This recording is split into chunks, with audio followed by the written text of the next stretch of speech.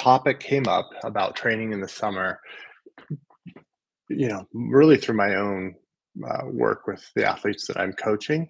And I've noticed this over the years that as soon as, especially for those of us that are parents and have school age kids, as soon as school is out and the kids start to have a different schedule and we start to have holidays and reunions and weddings and all the things that happen in the summer, things get really chaotic and the training starts to sort of drop down to the bottom of the priorities list. So I was thinking about how can we proactively be thinking about this time of year to make it more effective. And that's kind of the approach I want to take today. So I think that the I'm always going to start, as those of you that know me know that I'm always going to start with first principles. So I want to start with the idea of consistency, gradualness, and modulation. These sort of, you know, uh, unifying first principles that we always refer back to at Uphill Athlete. So consistency, of course, is having the consistency in your training and not missing a lot of time. Gradualness is the gradual increase of the training load as you adapt, that you need to increase the training load. And modulation is the need to have days and weeks and periods that are harder and easier, and that it makes sense to that we understand how and why to periodize our training in terms of when we do general strength and specific muscular endurance work and like different types of training. So remember that those are the three things that we're always thinking about. And if we think about those three things, then one of the things that first comes up is consistency. So how do we stay consistent when the schedule is going in is becoming very chaotic in the summertime? That can be really hard. The way I like to think about this is to think about how you prioritize the workouts that you have either in your plan or in your program. And you have to think about that in terms of your own point in your own journey with your sport and with your training. And so what is the priority for me may be different than what the priority workout would be for another athlete. So how what am I trying to tell you? What am I trying to teach you? How does this work? So what you need to do is think about what your capacity is. And I like to think about this as a pyramid, right? And just in very general terms here for today, we're going to talk about the aerobic base being on the very bottom of the period. And as we go up the pyramid, it's going to be strength. And as we go up the pyramid further, it's going to be things like the different types of workouts, the higher intensity training, and all the variations of that. Also included in this, I'm going to add nutrition, which maybe is a little controversial, and this might not be the same for everybody. And then on top of that, I'm going to add technique. And so all of these things are sort of the pyramid that we build to be successful. And what some people may have a really good aerobic base, but need to work on their peak. Okay. So that person is going to have a different priority. And if I take 7 days of workouts and two of those are workouts that have a highly affect my technique, then I'm going to need to focus on those. And we're all, some of you are thinking about in terms of like, I don't know, a climber. Sure, a climber needs technique, but so does a runner. And when does a runner establish their really efficient gait? Well, actually in the long runs and in the hard short runs. Those are the kind of on those two extremes. That's generally where a runner is going to do the most work on their technique. The hard short runs, like because they're you're trying to get the most out of your body, so for a short period of time you can stay super highly focused. But the long runs too, especially for an ultra runner, because that's where your body kind of finds the most efficient movement patterns typically. So this consideration is going to fall into the idea of what is the most important workout. So you may think as a runner, well, I need to do the tempo workouts because I'm close to my event. But actually, is the tempo more important, or is having good technique more important? If if you're thinking, oh, I maybe need good technique and I got to maintain my base, then that may answer the question for you as to which workouts are the most important. It may actually be your longest workouts. Um, Another scenario would be a climber, a rock climber, or a technical climber, or an alpinist, and they may have a technique need, like they may need to have very good technique in a particular form of climbing, and they may also need to have a good aerobic base. This is probably going to depend in many cases on where you are in the training cycle. Like if you're starting to train now in the summer to try to climb well in October, then you should probably be in your sort of base building phase anyway. And your climbing should look like the kind of climbing that if you're going to do technique work and you're trying to climb outside at, I don't know, Smith Rocks, where it's super technical face climbing, that's going to be a different type of climbing you're going to pursue than if you're going to try to be heading to Indian Creek and want to be crack climbing, or to the Gunks and want to be climbing traditional routes in the Gunks. So those are all little different variations, but those are going to help you understand what you need to do. I'm going to pause to read a couple questions. Um, Hi, Umar. Nice to hear from you again. And Vincent and Zach. And Vincent, you wrote a question about the rock alpinism plan, the local muscular endurance training, why hill sprints with a 15 kilogram ME is training in a lower heart rate in a pack on a steep hill. So, yeah, I would have to. I mean, I can do that maybe at the end, but that's a super specific question to that training plan, and I don't have the training plan memorized, so I need to go in and look at that exact workout. But if you could tell me, it looks like week 6 through 8, I can go look at that in a minute. Um, the so the decision mindset that I want you to get into with summer is prioritizing workouts and establishing for yourself through your own thought process what are the most effective, what are the most important workouts. Because then what's going to fall from that is like, okay, you look at your week and you've got 6 workouts, for example, and you're going to say, okay, if something has to drop off, it's this one or this one. So that's how you're going to think about that, and that's just the reality. I know that many of us, and myself at times included here, can't allow ourselves to do that. And I want to remind us all that quality is better than quantity in almost every case. And so I'd rather have people, and I tell this to my athletes all the time, I'd rather them do 5 high quality workouts than 6 poor quality workouts. And by quality, I mean that they've slept enough, that they've had time to eat before, that they're going to have time to eat after, that they have enough time to actually complete the workout as prescribed, and they're not like getting like rushing through it or something like that. So if you can remove one of the low priority workouts, and that frees up a little time in your week to do the higher quality workouts, do that.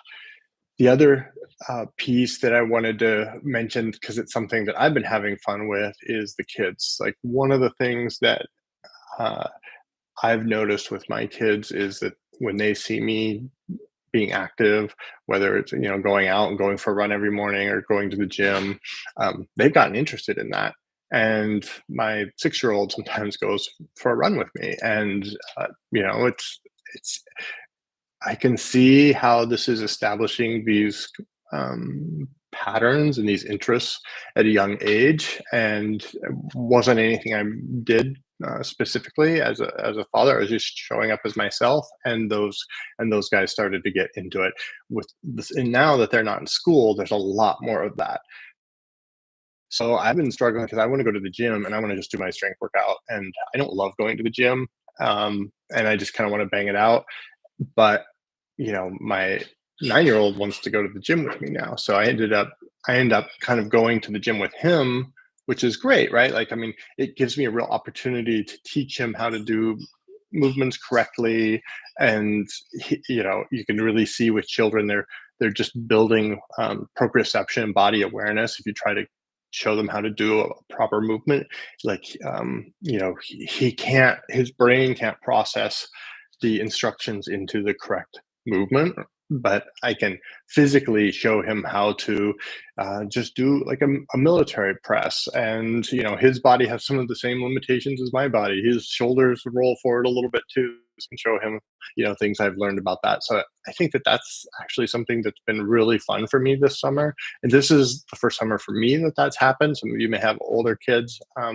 But this kind of goes to the larger point that I think it's really um, you'll be surprised how much people will want to support you. Um, and one of the ways to do this is just involve them. Like if you've got to go for a recovery work, just invite your friend. Like, hey, I've got to do a recovery workout. I was going to go walk for an hour down in Shevlin Park. Do you want to meet up? And we can, and a lot of times people are like happy to do that. Like everybody wants to get out and move their bodies a little bit. Maybe they're not on a training plan, and then they may be asking you about what you do, and that's really great. Um, you know, I've seen that consistently when I've just been able to show up and share my intentions honestly. People tend to really want to not only support but often participate. And that's one of the nice things about summer is people's schedules are often a little looser and they're more able to do that. This also comes up with the travel, right? Like weddings and vacations and these kinds of things.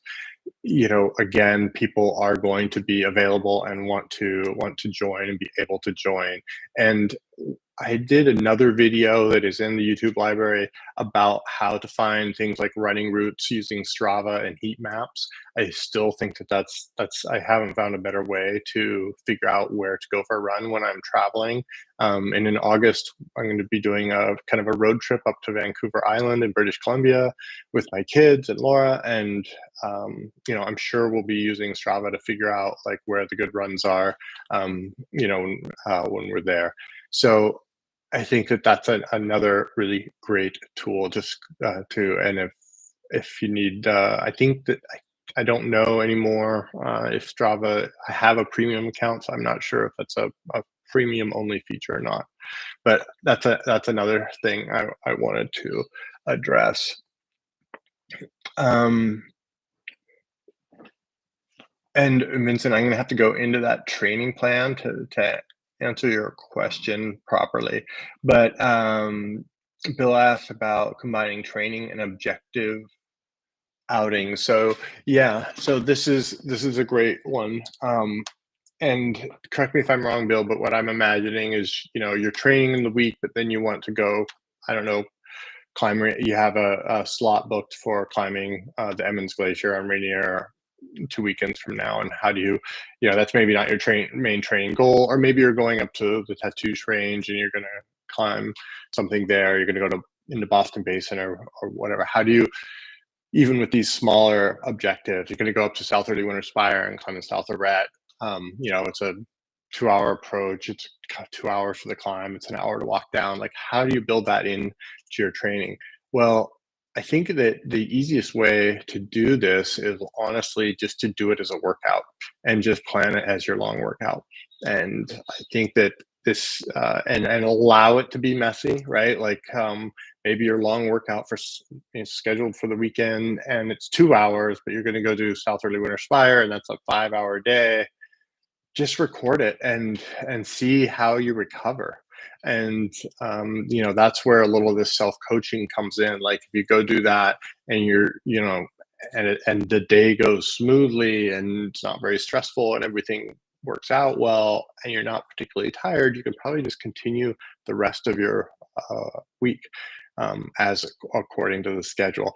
Where you get into trouble is when you people start to do that, and then they're so tired, so they like you have here on the weekend like a big effort, and you're now your fatigue, level is way up here, and then you go down to Monday. You don't train Monday because you're tired. You don't train Tuesday because you're tired, and then maybe you do a little something Wednesday, and then you don't do anything. And then you do something the next week. This is we've written about this as like the weekend warrior. Like this is a cycle where you lose all your consistency because you only do a big effort on the every 6 or 7 days and nothing in the middle, and that doesn't help you get fitter.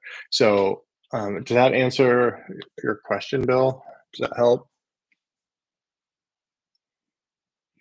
Yeah, how to build small objectives into the training plan. Um, the other kind of objectives it's a lot really common for mountaineers and climbers is, and Bill, you live in the Seattle area, is that right? Am I giving good examples? Matthew, you're a weekend warrior. Oh yeah, you're in Portland. Okay, so but Pacific Northwest. So from Portland, like yeah, maybe you're going to you could want to go. Yeah, I don't know the climbing. Although I grew up in Oregon, I don't know there's not as much sort of easy alpine climbing. There's the volcanoes, and then there's the technical rock climbing, and there's not a whole lot in between. But nevertheless, like even just going for a big hike in the gorge, which is really great to nice to do in the summertime in the Pacific Northwest. Uh, you know, that's maybe not a big objective, but you got to record that time and think about, okay, how long is this hike? It's 6 miles each way. That's a 12-mile day. I'm going to be, on average 4 miles an hour, 3 miles an hour. And how long is that going to take? And what's my heart rate going to be? And just try to fit that into the, the closest equivalent workout of that week. And then make sure that you're not so tired that you're missing all the rest of the week's workouts. And this is where the weekend warrior comes in, is that you just don't do anything Monday through Friday, right? Like you need, and this is there's this really hard gray zone with gaining fitness, where the if you're in this place where the weekend event, maybe it's a hike, maybe it's you went at Mount Hood or the South Sister or something, that weekend event just wipes you out, and you have nothing to give, except like the normal daily go to work and stuff, until the next weekend. And then you got to get to a point where your fitness is high enough that you can, or your weekend objectives are small enough that then by Tuesday at least you're able to at least get back and do and start to stimulate the training response again, and do some training. So that would be how I would think about that. um let's see, 6 by 10 seconds uphill sprints. Yeah, so the sprints, yeah, this is a little different than yeah, I don't know if this is labeled as a local muscular. That's what threw me. This is more of a power workout than a muscular endurance workout. Maybe we should check how those are labeled. But this is more like the purpose of a 6 to 10 second sprint, and the reason it's so short is we're trying to uh, tap into the explosive your ability for your muscles to be explosive, because that ability will degrade all the time. And I've noticed in my body so many times, like when I'm especially I've done like a lot of base training, and it's like I got no other gear, like I'm just long and slow, I can't go fast, and you need to and so it's a way, it's all in reality it's a very specific form of strength training, and it's just building strength in your legs by doing these very explosive movements. And the reason they're so short is as soon as those your muscles are a little bit fatigued and unable to give that maximum, we want to stop the workout, because we don't want to you know we're a lot of the effect of that workout is neurological. And there's the saying that we use, muscles that wire together, wire together, fire together. So the neurological component, we want we want all the muscle fibers, and this is we talk about this in the max strength phase too. It's similar kind of mechanism where we want is the body to learn. You want your neurological system to learn how to coordinate the firing of as many muscle fibers as it can, because that's how you given your the size and morphology of the muscle in that leg, uh, can fire and push really hard and accelerate you hard. And so as soon as you're not those all those fibers are tired, we need to stop the workout. So one of the tricks I've used with this is um, I'll like just find a little rock, and I'll for each sprint, and I'll start from the same point, and or a pine cone or a piece of bark or stick or something, and I'll drop the pine cone or this rock, and I'll try to mark the end of that where I started to feel like my effort like plateau and I couldn't go hard anymore. And then you'll notice like the first three usually it'll be a little further. You'll go a little further up the hill that you're sprinting on, and then the fourth, fifth, sixth, you'll be the same. And then all of a sudden, like you're not getting quite as far in that 6 seconds or in those 8 strides or whatever it is. And like as soon as you see that, that was the last sprint. So that's what that is, and I think that's more of a. I think it's really good for these kind of like the. I've said this before. Alpinism, you're sort of you have to. It's the decathlon of climbing. You're tr- you're you're required by the very nature of technical climbing to be sometimes explosive and need to be able to like go all day. So having that, those are opposite things that we're trying to train. So we need to we need to be aware that when we build one, the other will degrade. And when we build our explosiveness, our endurance will degrade. These things are always kind of like um, in conflict a little bit. I mean, and so this is why we periodize training. We build up the base, and then we give up some of that base to trade it for some explosiveness and power and strength. So that's what that workout is doing. Okay, and does that help you, Vincent? Did I hopefully answer that question? So, Matthew, that was my major question for today as well. I do very large 1 to 2 day objectives on the weekends and then have trouble with fatigue during the week for training. Yeah, so Matthew, you know, um, let me see if I can find this article and I'll drop it in the chat here while we're talking. Um, but this is you need to if you want to improve your and get fitter, and again, like, I'm prefacing it this way because there's nothing wrong with doing that. Like, if you just, it's summertime, you've got partners, and you're clicking, and you're just like ticking the objectives, do that. But don't expect to do that and get better and get fitter. That's not going to happen. Your fitness is going to come because you lost weight. It's probably why you're going to most likely the reason you're going to feel a little stronger by the end of the summer. But at some point, if you want to do this and improve, then you need to reduce the duration or the intensity of the weekend efforts so that you have enough energy and time to be able to train um, over the week. Here it is. It's from October 2018.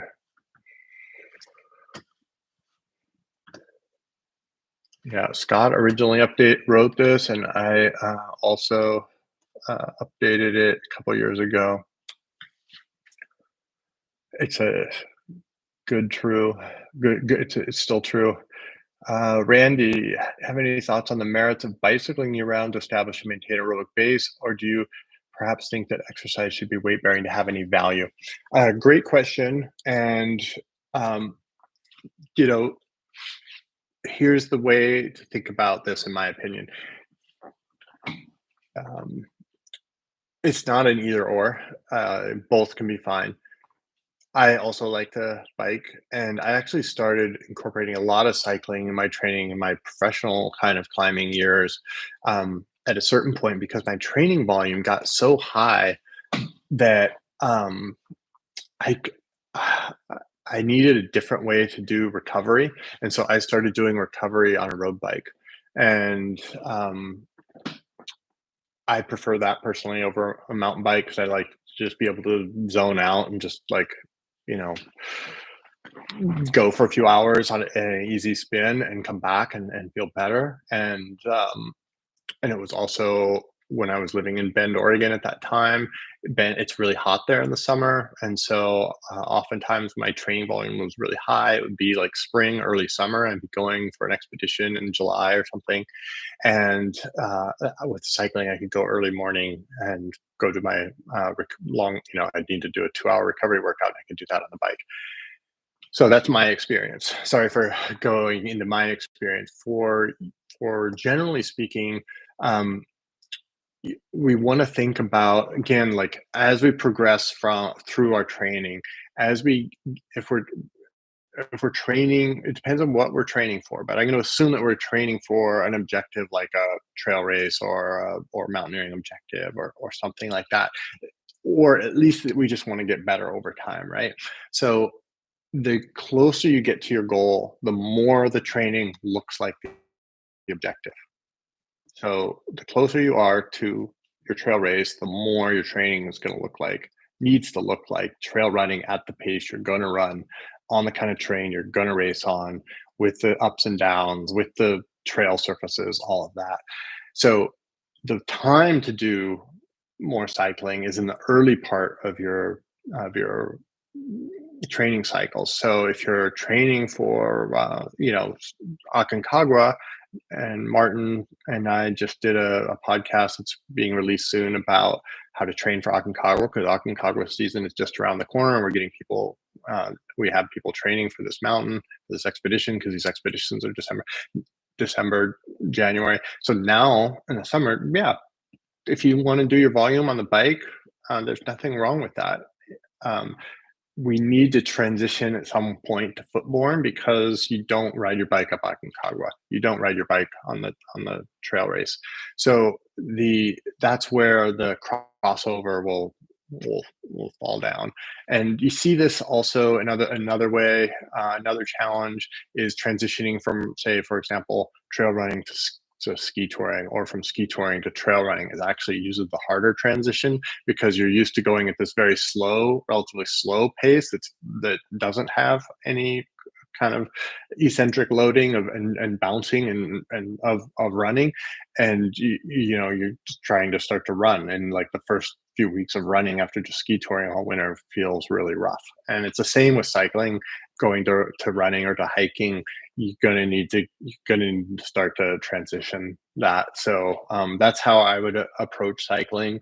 The other thing that I do with my athletes that I coach that want to ride their bikes, a lot of them it's frankly because they live in a city and they're just going to ride on their indoor trainer or on their Peloton bike or something like that, is I had them do more time. So a 1 hour hike becomes a 90-minute, or in some cases even 120-minute bike ride because they're supported by the saddle. I will also, the other workaround I've done with this is I actually will tell them, like, I give them sort of intervals where they have to stand up for, and we introduce it slowly, like 1 minute out of every 10, then 2 minutes out of every 10, and that kind of thing, and build up some time standing on the pedals because that is physiologically, or not physiologically, uh, what's the word I'm looking for? Standing and pedaling looks more like walking uphill than sitting and pedaling. That's one of the problems with cycling from a mountain sports perspective, is your weight is supported by the saddle, and that isn't what's happening when you're out there in the mountains.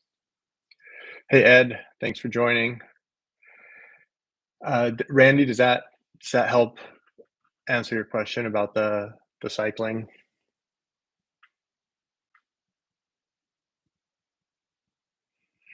Okay.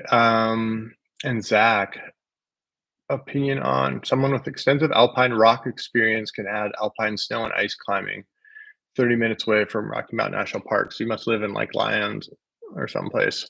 Um, yeah, absolutely. So um, the Rocky Mountain National Park, everything as I don't have to tell you or many of you that know this area, the climbing there is all pretty far from the road, right? Like there's a little bit of roadside cragging, but there is, and of course there's Lumpy Ridge and so on. But the actual park, like you're hiking for hours to get into any of this stuff. So I think that it's quite applicable, easy to transition from that. The difference is going to be really the most of the approaches are they're trail grade, right? Relatively flat. So if you are trying to prepare for a mountaineering objective, like even climbing Mount Rainier, you're not going to have that kind of like 30% grade that Rainier is for, whatever it is from Camp Muir to the summit. It's like 9,000 feet. So that's a lot of 30% grade. And the problem with Colorado generally, and I've lived in Colorado for 10 years, I love it dearly, is that it's a lot of like very far in, and then quite steep, especially on the Front Range side. Over in the San Juans, it's a little more up, straight up from the road.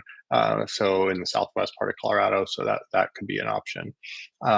So transitioning from alpine rock climbing in Rocky Mountain National Park, I think is going to be relatively easy to do as you're moving through the preparation, those last 4 to 8 weeks prior to going out to Rainier or Baker, wherever you're going, trying to find uh, climbs that, again, the training starts to look more like the event the closer you get to the event. This is just sort of the principle of specificity that we talked about in the books and the website. And, it's just in the beginning of the training cycle, it's fine for the training to look very generalized. It's actually should look very generalized. We're trying to build the basis and build up the strength and the movement patterns and the healthy joints and all of those things, the healthy muscles, so we can start training the more specific, closer we get to the event, the more it looks like we're, we're,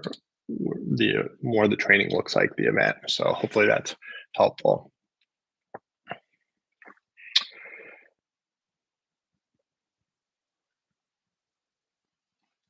Hey, Vincent. Yeah, great question. So, you know, I would that may be, but and Vincent's observation is that he has a climbing partner, an alpine climbing partner that keeps up with him. And my question for him was, for you, Vincent, is uh, what is he keeps up with you, but at what cost? Is he able to keep up with you and like be feeling as good as you are the next day, or is he keeping up with you but he's draining the tank and he's got no gas left in the tank when he's done? So it's not a judgment, but there's not quite enough context there to for me to know. And the reality is, like, that's the way climbing has traditionally been. That's kind of what I wanted to shift with training for the new alpinism book, was that the mentality was you just go climbing and you get stronger, and you do to a certain point. But there's also a better way to do it, and we tapped into the broader knowledge base of endurance training to show that path. And so what I will predict is that that may be true for now, but it won't be true if you continue to do structured training, because you're continuing to make small improvements. So remember that the improvements that we see through training, they're, somewhat frustratingly, they're often so small on the time frame that we're used to seeing, judging changes, that we don't judge them. But when we look at the time frame of 6 months, 12 months, 2 years, 4 years, then you've made massive improvements over someone who was just kind of maintaining the whole time. Because the reality is that that climbing partner of yours achieved a certain level of fitness and is probably just basically maintaining it and isn't actually getting much better. I hope that's helpful. I'm glad that helped, Zach.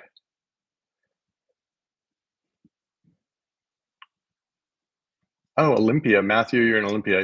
I went to Evergreen State College, so I'm a GUI duck.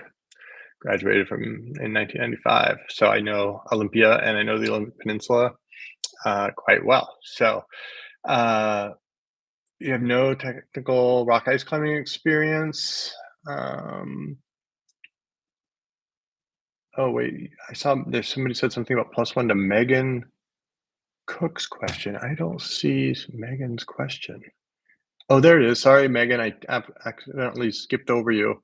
Steve, can you talk about transitioning from mountain running to skimo in terms of timing, specificity before the snow is available, and shifting workout focus?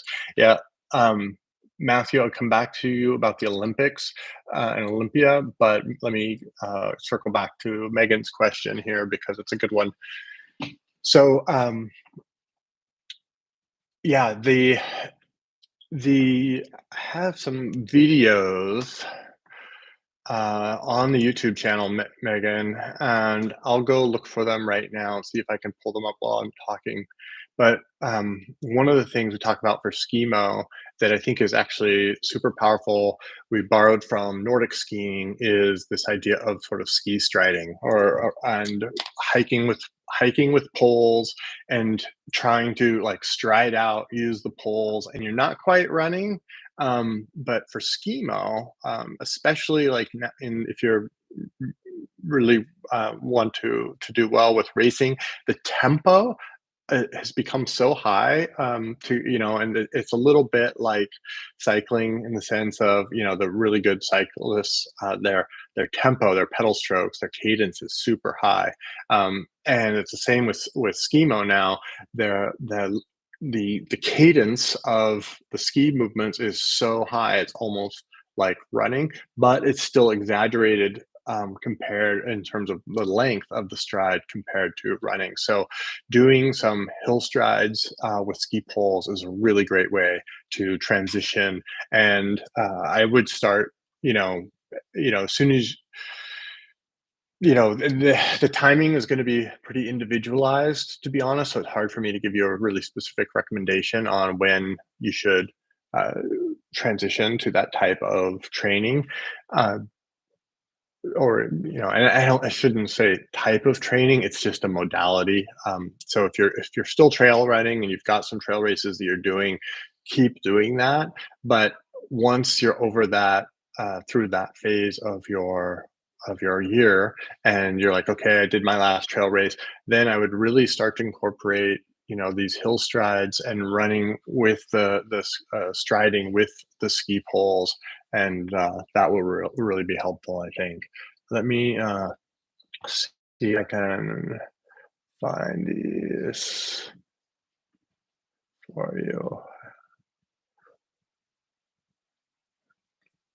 Small spoiler, we're doing a big redesign of the website right now, and it can't happen fast enough. I hate our website right now. There's so much, such a mess, or it's so hard to navigate all this content. Even though I know these things are here, it's hard to find them. And I'm not finding that there's roller ski training for skimo racing. I know we have that, and preseason ski tour training. Maybe it's this article. Yeah, this has some stuff, but I don't think the video is in here that I was looking for. So here, let me copy this one into the chat, Megan, and you can check in the schemo section of the website. I think that will Oh, let me see. And then here's the roller skiing article. Roller skiing is something, I did a bit of competitive Nordic ski racing in high school and college, and I used to roller ski. And if you have the right place to do it, meaning a good concrete and a good bike lane, good asphalt, it's actually really fun as long as not too much traffic. So, Andy and Megan, did I answer that question? Answer your questions on that? But yeah, so let me know if I answered or if I need to circle back to ski touring. Okay, thanks, Andy. Thanks for letting me know. Um, let's see, and okay, so Matthew, you want to progress? So this is a great question, Matthew. Um, when I was, and I'm just going to tell you a little story from my own experience, and your experience is going to obviously be different, but I think that there are components of it that are universal, and that is when I was a teenager and I was really getting interested in climbing, I used to take this book called The Freedom of the Hills, and I'm sure many of you, if not all of you, know this book from published by the Mountaineers. It's sort of the Bible of mountaineering and climbing techniques. It has all these different things, and one of the things that they sort of lay out is this idea of and I don't think they do this explicitly, but it's implicit in the structure of the book, is this idea of having these sort of apprenticeships in these different areas. Like there's an apprenticeship of how to travel on a glacier, and how to learn how to jumar out of a glacier if you fall in, or ascend the rope out of a glacier if you fall in, how to set up a rescue police system to pull someone else out if they fall in, or if their sled falls in or the pack falls in. There's a rock climbing apprenticeship, like how to place rock gear, how to build anchors, how to I mean, it sort of starts. I should be more clear. It sort of starts with basic movements. How do you move on rock?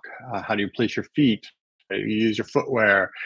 Then you've kind of progressed to how do you build anchors, and that progresses to how do you set up a top rope, and that allows you to start like doing some actual climbing, getting some pitches under your belt, and doing the struggle of getting through it. Now a lot of this is intersected by or by climbing in the gym, which is fine. It's great. Nothing wrong with that. But again, going back to my experience with Freedom of the Hills, like learning how to place gear, learning how to do trad leading on and rock climbing on gear, and then in the winter, learning how to ice climb, learning how to place ice screws, and again, it sort of starts in a similar way. You start by learning how to set up top ropes, or you go to a place like the Uray Ice Park and you start to top rope and you learn the basic movements.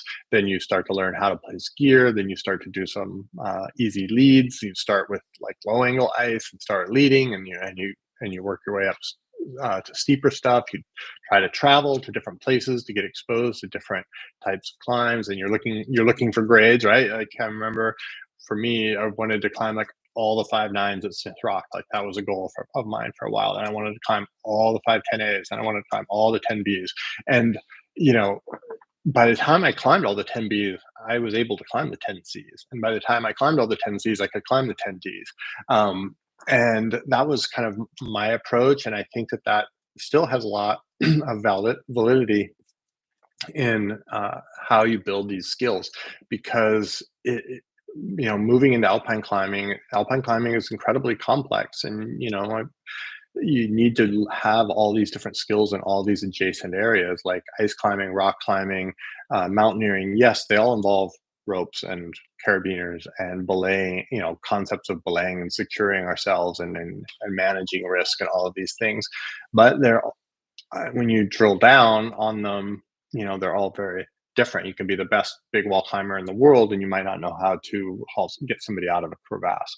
So, like they're adjacent, but they're not necessarily, and there is overlap, but they're not. One being excellent in one is not necessarily going to give you competence in another. So you kind of just have to go through each one. So hopefully that's helpful. Um, with Olympia, I gotta say I was pretty challenged feeling. Partially, it was maybe my transportation situation. I didn't own a car for the first couple years I was in Olympia, and so I was reliant on other people to get to places to climb. But the best climbing in Olympia was at Smith Rock, so we would go to Smith Rock a lot on the weekends. We would go to Leavenworth as well. Leavenworth is a great place to climb and develop. Don't count out those climbs on in Leavenworth at the I'm forgetting the name, Castle Rock. Those are fantastic kind of routes to work your way through. Same thing with Mazama. Like, I mean, I'm not a huge. I lived in Mazama, and I love the climbing around Fun Rock, of course. But really, the thing where the learning is to be done is up at Washington Pass and climbing all the routes. Again, like that's one where I set out a goal at one point to climb every single route on Liberty Bell, and I think it was 47 routes or 49 routes or something. And I climbed some routes that nobody climbs anymore that were classics, and that were really good that had just been forgotten. And I climbed some really crummy routes too. But that's just a way of like building a diverse set of experience. If you just go there and you do the Becky route on Liberty Bell and you do the South Liberty Winter Spire or the South Red of South Early Winter Spire, and you kind of stop there, you're not giving yourself enough exposure to try to branch out and figure out the other routes. And that also teaches you important skills like how to route find. I think one of the things that has served me really well as an alpinist is I have a pretty good nose for route finding. One of the ways I frame that is I think about the first ascensionists, and I think about who they were and the time that they were alive in, and I think about if I was here in 1942, not 42, but 1940, and I was climbing here in hobnail boots, where would I go? Right? Because they were just men and women like we are, and so but they had a different um, background, a different set of tools, and so that if you try to think in those terms of the first ascensionist and being there in the first ascensionist and looking at the terrain as if you're a first ascensionist um, at, at that time, you're not going to go up the steep 10A hand crack. You're going to go the circuitous route that is 5-6, but it goes around all the difficulties because that's what they would have done in 1940. So I think that learning those skills is an important part of the apprenticeship. You guys have some great questions. I'm very impressed with everyone's questions. We've got about 10 minutes left. Does anybody have anything they want to ask about? I really appreciate all the good questions. It's my first time with YouTube Live. I wasn't sure how that was going to work with the chat, but other than missing the normal back and forth of a typical Zoom, this is good. Fatigue versus fresh. I need to understand what you're asking there, Sean. What does that mean, fatigue versus fresh, with regards to training? Yeah, the one problem is needing reading glasses. I have to put my. How often during training blocks are you sore versus fresh? Hmm, great question. So, um, it's a great question because it's a difficult answer, and the reason it's a difficult answer is because um, I'll put. I'm going to put my coach hat on for a minute, and so when I'm coaching an athlete, I'm going to be looking for different things in terms of their response to the training at different phases in the training. There are going to be points where I'm going to be, as you say, what you're alluding to is sort of overloading them, where I just basically I'm I'm pushing them and I expect them to be like pretty tired every day. Um, and essentially the aim of that block. It's sort of this it's almost like other people in fitness use these terms like durability and that kind of thing. It's like, I just generally want the training load to be really high so that when we get into the recovery phase, that they just pop up and they can they can go. So for an example would be, to have a couple of athletes that I coach that are in the Himalayas right now in the Karakoram range, one in India and one on K2. And that's basically what we were doing the last several months. I was just keeping the load high enough that every day they would wake up and they'd be exhausted, but once they started moving they would feel a little bad. Once they ate and started moving and they got 20-30 minutes into their workout, they started to feel better again. That's not always the goal of training, right? Like in the early phases, if that same K2 got climber, if we were working together for almost a year. If last October, I would not have wanted him to feel that way, right? So last October, in the early phases of the training, I was looking for muscle soreness.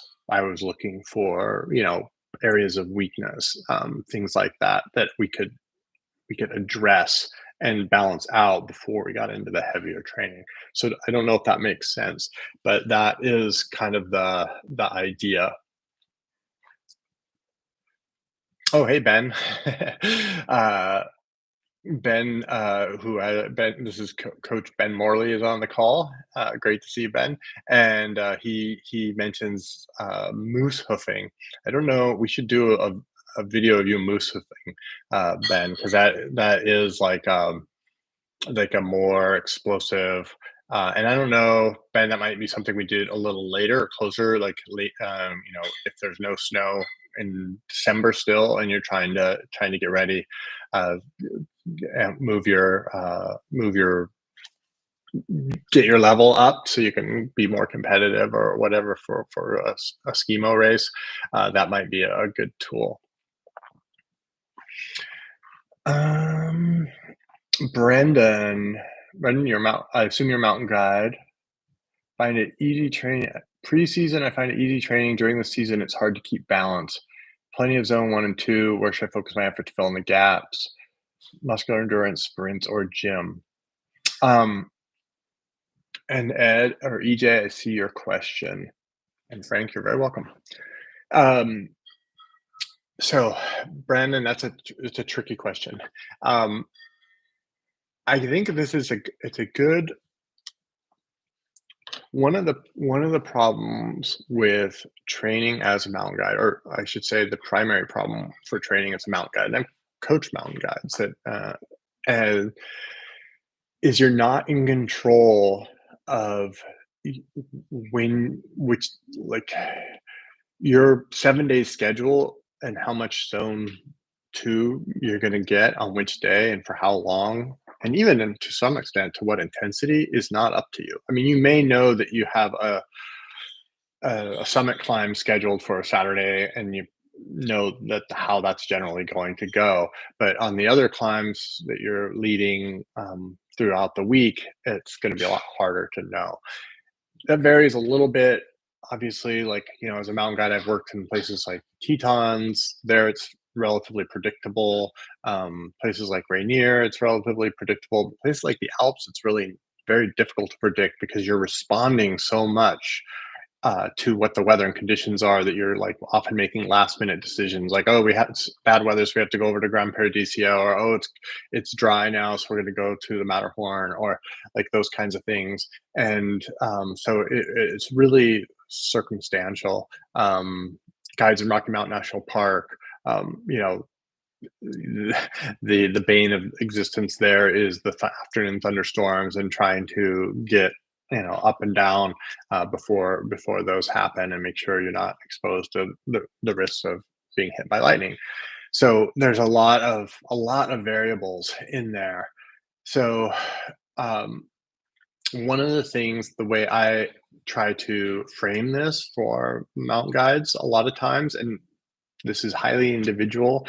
Um, and the reason it's highly individual is some guides need to work a lot. Like when all through my 20s, like I didn't really have any sponsors in climbing until I was 30 years old. And so all through my 20s, I worked as a mountain guide. And in the summers, I just like tried to work as many days as I could because that was the chunk of time I made my money.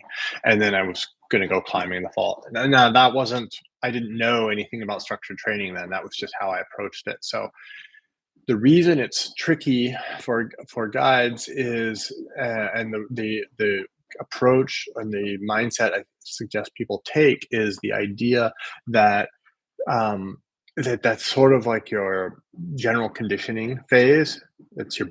So it's your transition phase. So you're going to do a lot of random zone 1 and zone 2. You're going to do, and when you can get to the gym, you're going to do very general strength workouts. When you can go climbing, you're not going to expect yourself to climb very hard. You're just going to do pitches of rock climbing if you're able to rock climb, and just approach that uh, as your transition phase. And in the transition phase, we're looking for areas where you're not as strong as you could be.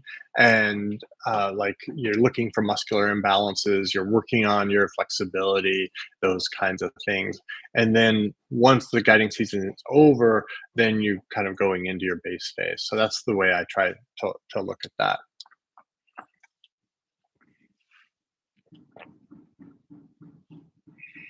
I hope that was helpful, Brendan. EJ, strengthening and warming up before starting, especially before an Alpine start.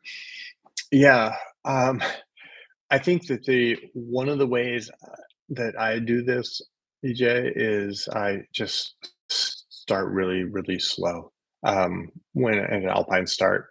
And it's also like I used to help train mountain guides in the AMGA, and this would be one of my things with them is that I would get on them if they would start too fast because it's really doing a disservice to the clients if you start too fast from the Alpine start because they just build up a bunch of lactate, get a bunch of fatigue that is then really hard for them to deal with for the rest of the day. So just start really slow and be gentle and with yourself and and I think about that like, you know, like start slow and expect that in 15, 20, 30 minutes you are going to have to stop and shed a layer, and then once that's happened you're like, okay, now I'm warmed up. Like that's usually kind of the sign how I approach that. So hey Bill, thanks for joining us. uh SM writing from New York City. What a great city. Yeah, we're, you know, historically, and I mean, I'm going back to like 2001, 2002, 2003. I did experiment with hypoxic tents and trying to make that work for my uh, for my own, higher elevation uh, explorations, and it didn't work. And the reason, and I'm not throwing it out, but that was why I kind of tossed aside the idea for a long time. And then what happened was over the last, really starting about 5, 6 years ago, uh, people started to really dial in on what the right amount of exposure and nor technically they're called a normal baric, a normal pressure, uh, uh, normal baric hypoxic training. So the hypoxic part is that it's a normal air pressure, but they remove essentially molecules of oxygen from the atmosphere and re-inject nitrogen to take up that space.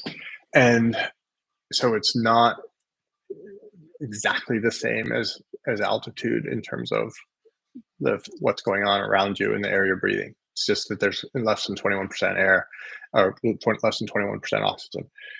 So um, people got really good at figuring out what the actual dose was, and so now we've been doing it. One of the things as coaches, and I wish that I had a one size fits all kind of prescription for, okay, go to this altitude for this long, go to this altitude for this long, go to this altitude this long, because but the fact is that the response to normal baric hypoxic exposure is very individualized. And I talked to a guy, Dr. Robert Brownie, who's a altitude research at the University of Colorado in Denver, and he's looked at the human genome and what happens on on the genetic level when we are expose ourselves to high altitude, and it's like half of our genome is either up or down regulated when we are exposed to altitudes above 18,000 feet. Like half of our genetic code is like doing something, and we don't even know what most of those switches do in on the on the human genome. So uh, it is highly individualized, and we need to look at like the amount of exposure. So it's the variables are how many hours did you spend at what altitude, and what was your O2 sat, and what was your heart rate uh, during that time, and then based on that, we increase the exposure. On top of that, we found, again, this is highly individual. There's responders and non-responders. It seems to be pretty binary with doing training with, the flow restriction masks. Um, I kind of have a hunch that some of the positive effects of those is actually due to like sort of the strength training effect of your diaphragm muscles, but no one's been able to prove this yet. But there are people, and I think the non-responders are people that already have really strong diaphragm muscles. That's my theory. I don't know how to test that. I'm not a sports scientist, but I'm just a coach and just observing. But that's what I think is going on. So I think that the normal baric hypoxic chamber is a great tool. The other consideration is you have to have really good logistics. So when you go from New York to Peru or to Mount Whitney or whatever, you need to be able to get there quickly, because in the travel time you lose it. And that was actually one of the problems that I had unbeknownst to me, when I was using it like in 2000. What was that 2000? What year was that? 2000. Um, 2003. 2003, I used it for an expedition in Pakistan to a mountain called Masherbrum, which is 7,800 meters. But it took me 2 weeks to get from home to base camp. And yeah, I mean, by 2 weeks, the effects were gone. So I did a lot of work and a lot of suffering for nothing. So uh, I hope that helps. But absolutely, it's a good tool. Today, similar to Brendan's. Okay, Brendan was what I asked about mountain guide, but strictly focused on rock guiding and training for rock climbing rather than aerobic mountain training. Yeah, that's a great question today, and actually a little bit of an easier answer, to be honest.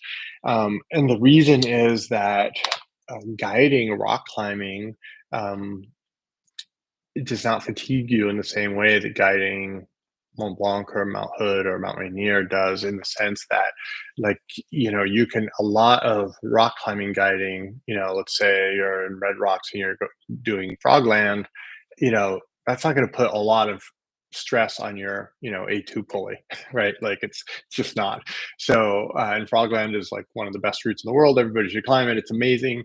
Um, but there's no crimps on this. It's I think 5.7 or something. And so if you're training for rock climbing, you're going to need, a lot of the training for rock climbing is this these adaptations that actually happen at, not at the muscular level or at the metabolic level, but at the connective tissue level. And those adaptations are really slow, and that's why injuries in rock climbing, especially finger injuries, are so problematic, because connective tissue is not vascularized, it does not have its own circulatory system, so it does not get nutrients for healing the way soft tissue, the rest of our soft tissue does. So a lot of the one of the things with rock climbing guiding that I think is a great tool is of these portable hangboards that we all have now, like that you can hang up somewhere, and a lot of times you can like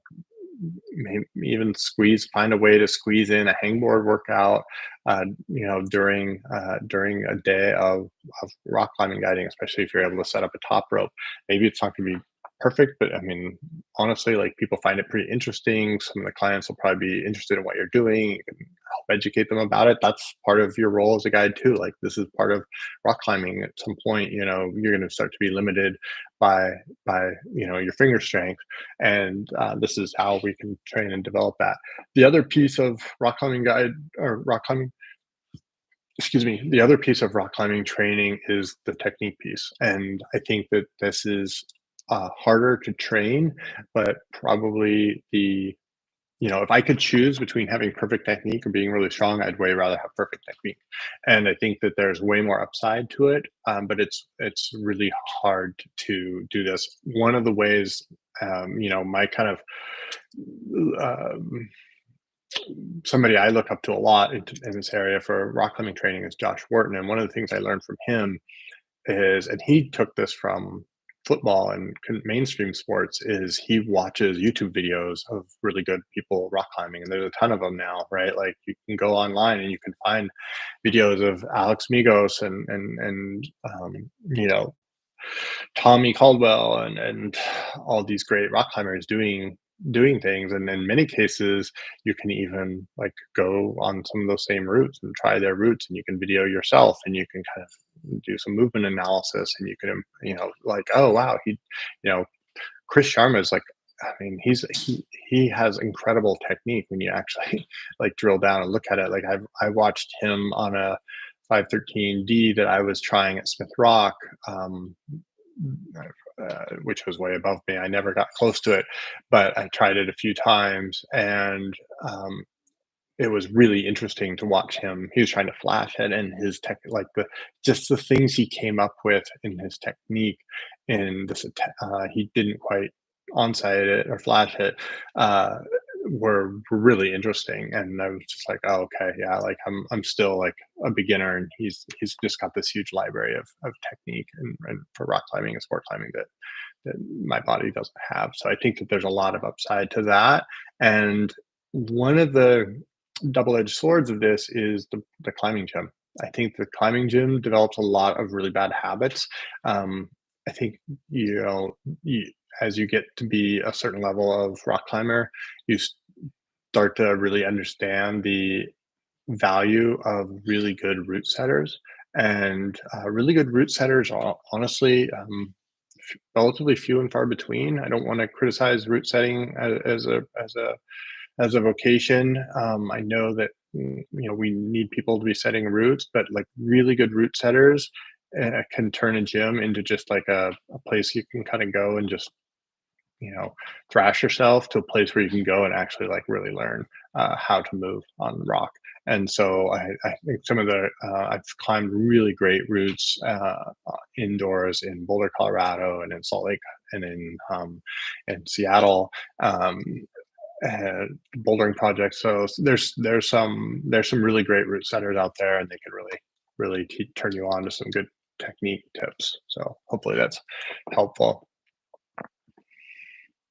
All right. Well, if you guys have, I hope that was helpful today. And Matthew, it was really fun doing this. And if this worked out well, we'll try to do some more of these in the future. So thanks, everyone. I'm going to sign off. If you got questions, reach out. I know my email is steve@upilathlete.com. And we are also running a special on coaching through the end of this month, probably for $299 for 3 months. So 25% off. So you can check that out. We're not really advertising it. We're just doing it for people who sign up for newsletters and come to events like this. So if you're interested in getting signed up and trying some coaching, check that out. Want to check that out? It's a 3-month minimum commitment for $300 a month. It's a great deal, and get you started with some one-on-one coaching. My email is steve@upilathlete.com, and it's been fun. We'll do this again. Thanks, everyone.